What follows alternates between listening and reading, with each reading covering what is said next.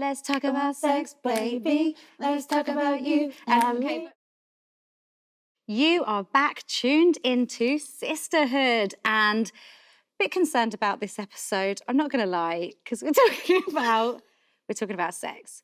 Let's talk about sex, baby. Let's talk about you and me. But more specifically, we're talking about when we're having sex. Are we doing that in a committed relationship? Are we doing it casually? Are we doing it post-marriage?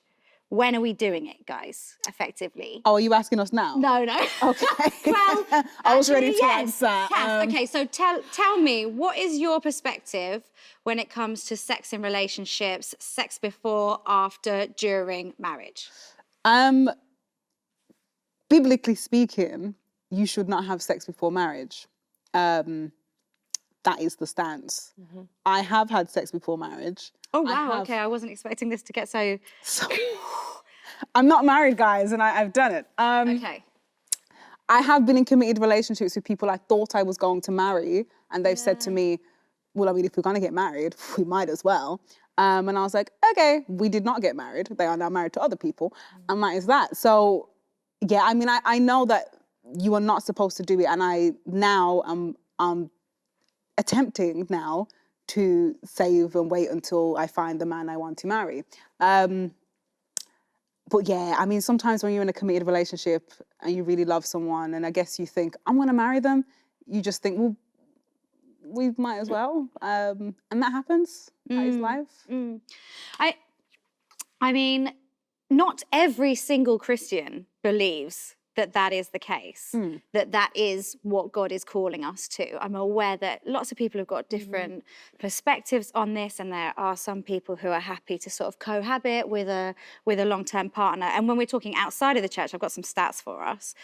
Couples under 30, 69% are living together unmarried, and this is like generally across all, religions and none. Yeah. And then when it comes to couples between 30 and 40 years old, it flips the other way, and 69% are living together and married. So it's 31% who aren't that fussed about marriage or who are working towards marriage. Dole, tell us where you stand on all of this.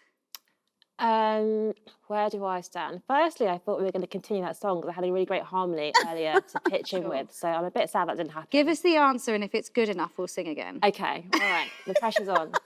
So I feel like it's tricky for me because I'm divorced, so it's sex before marriage and after marriage. Yeah. And I really enjoy intimacy and sex, and so I have found it really hard to be...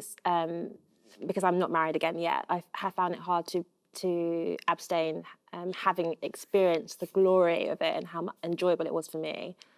But I ultimately do believe, as Cass kind of gave what she thought was the biblical idea, that you wait. I do believe that there's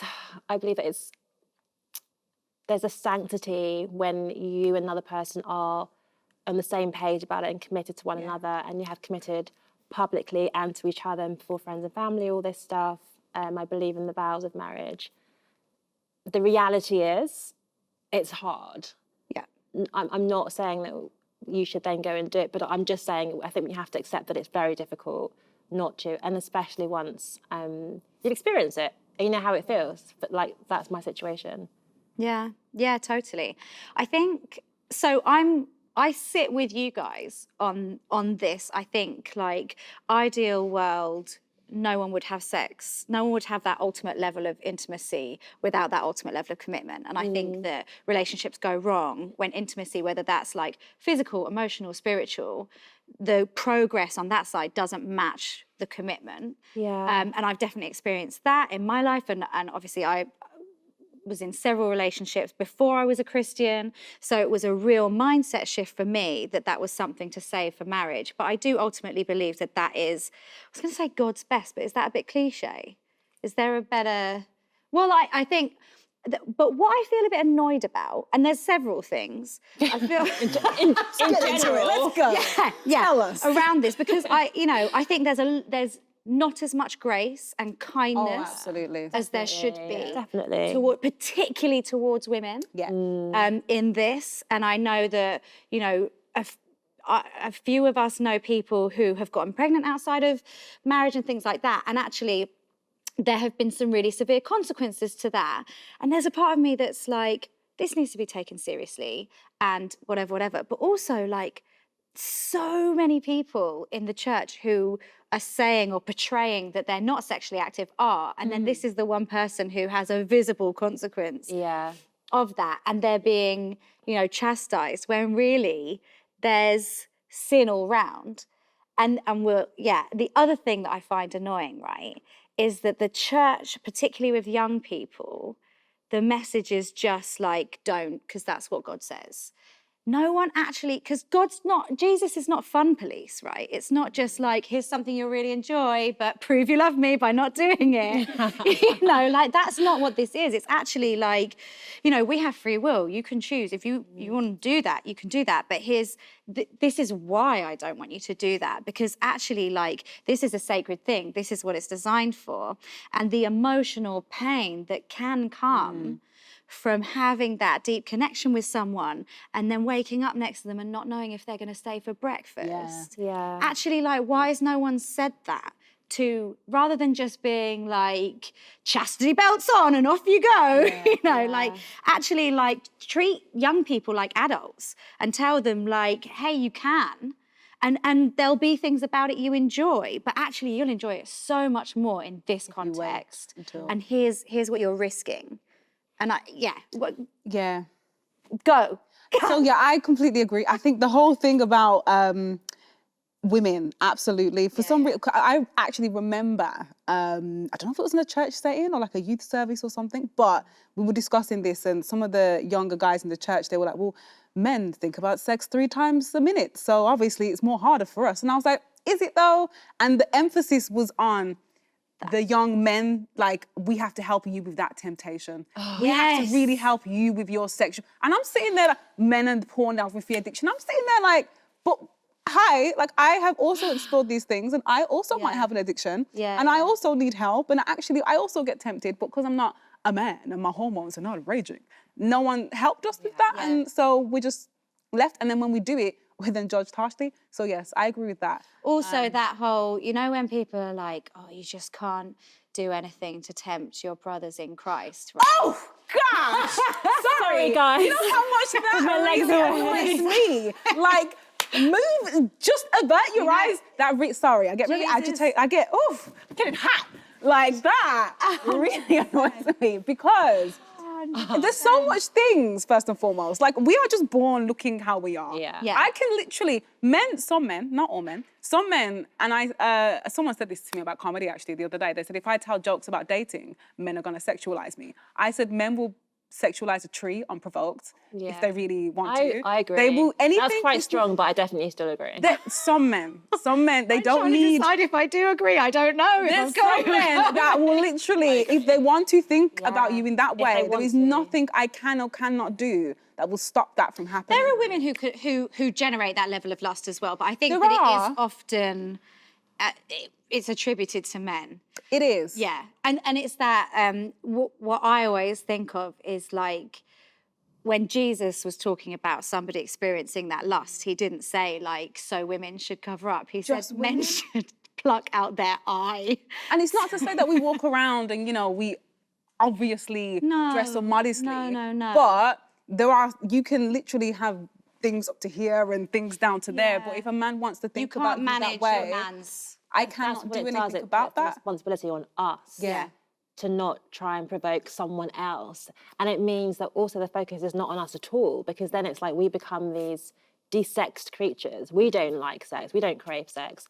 All we're concerned about is making sure that person doesn't, unless we're married, in which case, make sure you've got roses on the bed, candles, whatever else people associate with kind of like romance and sex. But there's no scripting around like what to do. You go from, like you said, being a youth group, no sex. It's not for you, it's for the married people. And then when you're married, go and multiply. And that's hard. Nothing about like just how to become intimate with someone that you don't know intimately, or like how to relax, or how to feel, comfortable with your being naked. Some people have never been naked in front of someone else. And that's a really hard thing. I have a friend who got married a few years ago and she did abstain. Both her and her partner are Christian. They did not have sex. She had never had sex. And when they entered into that relationship, she said she felt so let down because she didn't understand, like, those areas of her body, those stimulate. She didn't understand her own pleasure. She felt shame. She felt embarrassed about this like amazing thing. Yeah. So I think that our sort of like, it's a sin, stop it, you know, rhetoric is actually causing like quite a lot of damage, you know, and we're in a world that's obsessed with sex. Yeah. But can't we show it in that beautiful way? We do need to, because sex was God's creation. It isn't like something that the world has created. It belongs to God, and I think we need to like reclaim it for the wonder that it actually is. Yeah. And what you were saying earlier about like just to young people, I think they should be told that it's this wonderful thing, and that means you wait for it, because you wait for wonderful things. You don't just, they're not some like casual experiences that you just dismiss as being just physical, because sex, I know people say like it can be just physical and fine, but ultimately I feel like it isn't ever just physical. There's always something a bit more, even if it's a casual encounter. I think more happens with There sex is. I and think even the intimacy. fact that you could create a life, like if you really think about once, it, just doing it once. doing once, you can make a whole life Yeah. in that process. And if that alone does not tell you how serious that really actually is, and true. that it's never just a casual, oh yeah, let's have fun. It's not that. Yeah. You can make a whole human in that process with some guy that you just met down the road.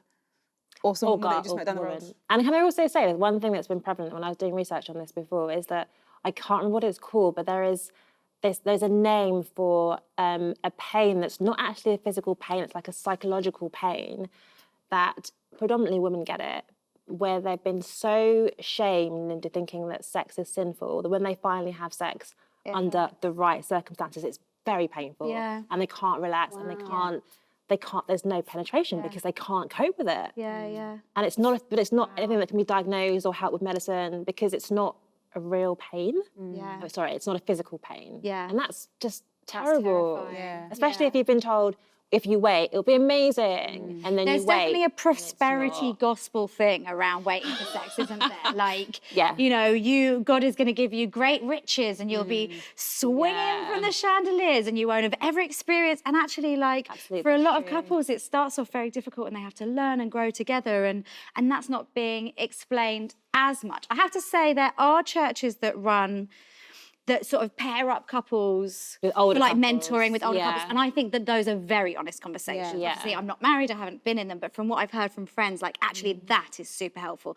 And in the sort of accountability and intimacy of those closed, confidential conversations, you know, they can be really frank about like a realistic perspective. I think, and there's also marriage courses, and I know the Catholic Church is incredible at sort of speaking to people and preparing them pre-marriage, and the Church of England often offer these marriage courses, and lots of other denominations have their own equivalents. So it's not nothing, but I wonder if it's just sometimes could come in a little earlier. I think so, because people in reality are having sex a lot younger than what they probably were. The whole world. Well, and because we're always fed things from, you know, they've got TikTok kids now and they can just literally go onto their phone and they might see something that's a bit, you know, and they're like, oh, what's that? And then before you know it, they're in this whole world. So I think, yes, bringing it in a little bit earlier. But also changing the conversation. That is true, but also this assumption that it's only young people that are like not married. Like we're talking about like no sex. We're talking to young people. They're people in their 30s, 40s, 50s who've never been married. And no one's speaking to them because it's this weird section of the church. It is a lot smaller than, I guess, than the young people that haven't had sex, but it's still a group. Who needs to know, how do you manage your expectations of intimacy when you've been single? Waited till your 40s or people 50, 60 and haven't or had people sex. that have so I have a friend who got married. She was a virgin until she got married, actually. She completely just didn't do anything with anyone. She got married and then she got divorced within a year, and she was like, how do I now go back to that's where I am so as well. How do you then experience this thing? And then, like you said, go back to be. She said, I can't. She said, I'm not going to. And anyone who've got disabilities, there are all sorts of There's all kinds of, he's very focused on young people that are young burning people in their who lust must and- want to have sex. Like, Yeah. wait. Yeah. And that's it. So, look, the world is sexualizing everything. Yes. That's a big sort of sweeping statement. Mm-hmm. But some of that is creeping into the church. And I'd love to hear your perspective on this, because I'm pretty sure that I've described people or actions or things as sexy. And what I mean is like, oh, that's attractive, or, you know, Yeah. are we, when I'm using that word, what do you think? Is it like a bit too precious? Like, come on, you know, you don't literally mean that you want to jump on it. Or actually, do we need to uphold a higher standard and not use language like that? Dol? I'm probably going to be the one that is disagreeing with this. I use the word sexy all the time. Almost jokingly, I take off the E and put an underscore when I write it, just to show how people are obsessed with this like idea that it's bad and it's wrong. It's like it becomes a swear word in the Christian world. I think it's because I'm trying to bring back or to take back these references around sex that have been What so context do you polarised. use it in, though? Like, what are you... I don't know if I should be shouting out to my favourite lingerie brand here, but anyway, Our Jean Provocateur have this slogan, which is sexy never takes a day off. And I love it because clothes to me are really important because I feel better when I look what I think is good. And it's about, like, sexy there is like, it's a confidence thing. It's like that kind of feeling that you are, yes, it's to do with attractiveness, but it's also like fearlessness and confidence. That never takes a day off. So they use sexy for, that is underwear, but people may not even see you in your underwear, but it's, you know, under your clothes that you are attractive and confident and all these different things. So I use it. I would avoid using it in certain settings because I know some people would find it offensive. But would I say I find someone sexy? Absolutely.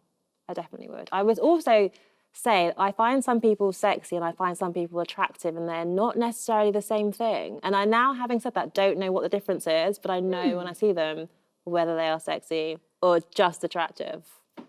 What are you thinking, Cass? You see, I when I was like in my early 20s, I used to hate that word. Did you? Yeah, I hated it Interesting. because I used to flip it and say, so you're basically saying that you see sex sexy, and I didn't like that. So Have people called you sexy and you didn't like? Yes, I That's didn't why you didn't like it. Okay. I had a massive issues around that whole thing, and I used to be like, I don't want that. Like, no, don't just see me as that. So I'm more than that. Yeah. But as I've gotten older, I've realised that there is more to the word than just sex. Like you said, there's confidence. Like there was a video of Method Man on Twitter. Just when you thought Method Man was going to get brought up. Yeah, sure. You know, why not? Just don't get enough Method Man these days. Go on. There's a video of Method Man the other day, and he was in a suit, and he was with Damson Idris, and they were both on a stage. I don't know what award show it was, but the comments were all like, yeah, his confidence is just so sexy. And I thought, yes, because it wasn't that I looked at him and I thought, right, I'm seeing sex. Yeah. I just thought his confidence and he was just stood in his suit and he looked good, and I thought, that is very sexy.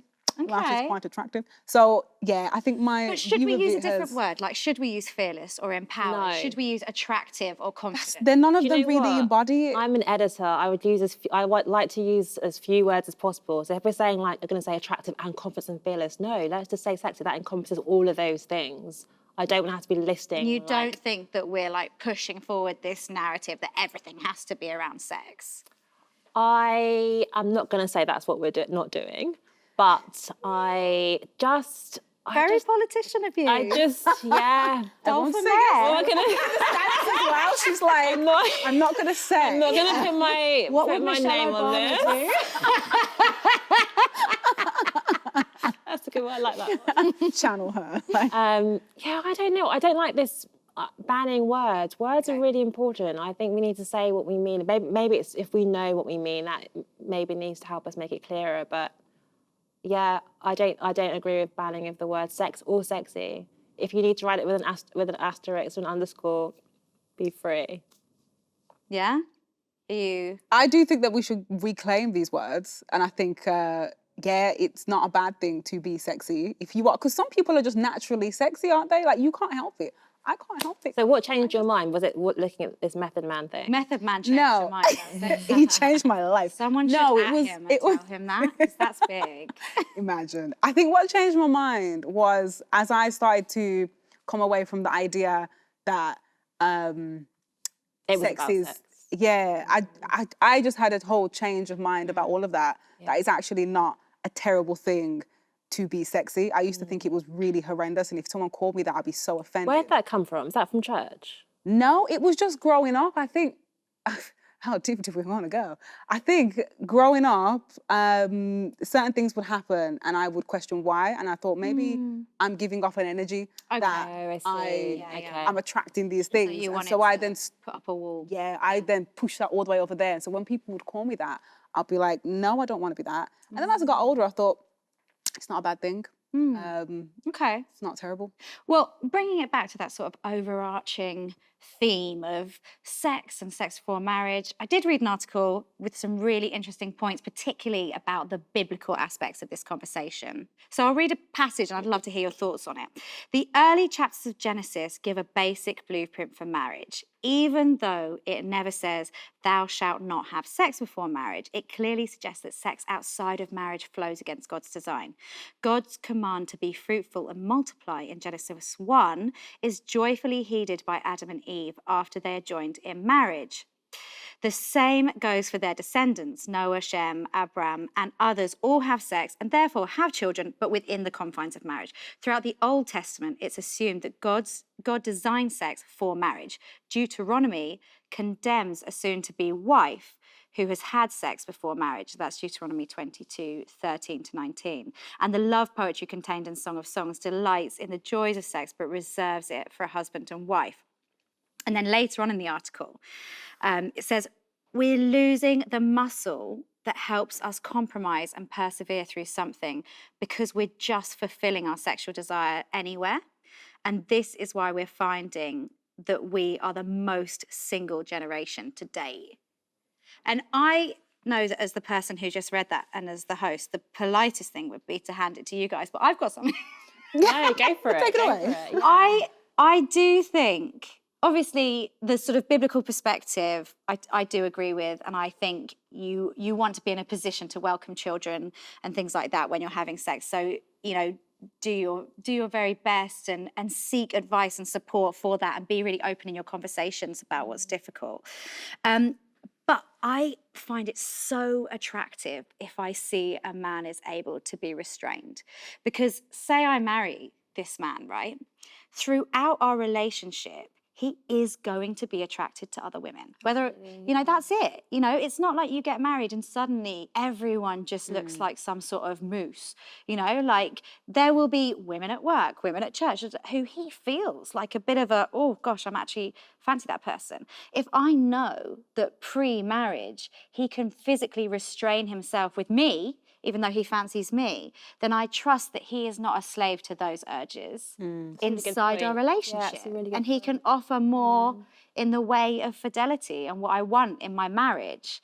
So I do think that it's a muscle. Discipline is a muscle. And that's not just sexual discipline, like all things, submitting to God and, you know, and practicing that idea of maintaining or withholding from something it builds us up and it gives us perseverance and strength in incredible ways, which translate really well to a marriage. Final thoughts? I just remember when this is a really tricky topic because there is a general line which was a bit blurred, but when in the Bible there were crowds who were going to stone this woman, you know, Jesus said, "Let he who has not sinned cast the first stone." Right? Is that the right term? And it just makes me think that, like you said earlier about grace, I don't feel like we need to have grace. That needs to be our first reaction, not like whether it's right or wrong, what you know, condemning what you're doing or celebrating what you're doing. Just grace, coming from that position of grace, because we live in a really broken world. Someone could wait to get married, for example, and get married to someone who abuses them physically, sexually, emotionally, spiritually, and then do they stay in that marriage? Or, you know, like, it just feels like a very tricky situation. So I think we need to offer grace all the time and lead with that, really. Yeah. Yeah, I totally Yeah, I agree. I also think that we just have to reframe how we teach all of this. So it's not so much just teaching, okay, it's bad, but it's teaching how delayed gratification, it's teaching about discipline, it's teaching about why is it so great inside a marriage? What is the point of that? It's all of the teaching around it. It's not making it be this really dirty, horrible thing that, you know, because actually it's not. Yeah. And when you experience it with someone that you love, it's not that at all. Yeah. But I think, reframing the way that we teach and the way that we handle that whole topic will change how we all, I guess, relate to it. Yeah. Yeah. So sex is amazing. Yeah. It's best in marriage. Yeah. Healthy marriage. Healthy marriage. Yes, that's so important. Healthy marriage. Let's encourage each other to uphold that to the best of our ability, but let's have real grace, because sexual sin is the great leveler. There's no one who manages to get away with that apart from Jesus, obviously. And let's encourage our church communities and church leadership to talk more about it in a sort of positive, welcoming, setting people up to enjoy it when it comes around, right? I think we did that really well, guys. You have been watching Sisterhood. Don't forget to like and subscribe for plenty more incredible Christ-focused content from TBN UK TV. And if you hit the bell notification thing, you'll get told every Saturday when the next video comes out, so you can keep bang up to date.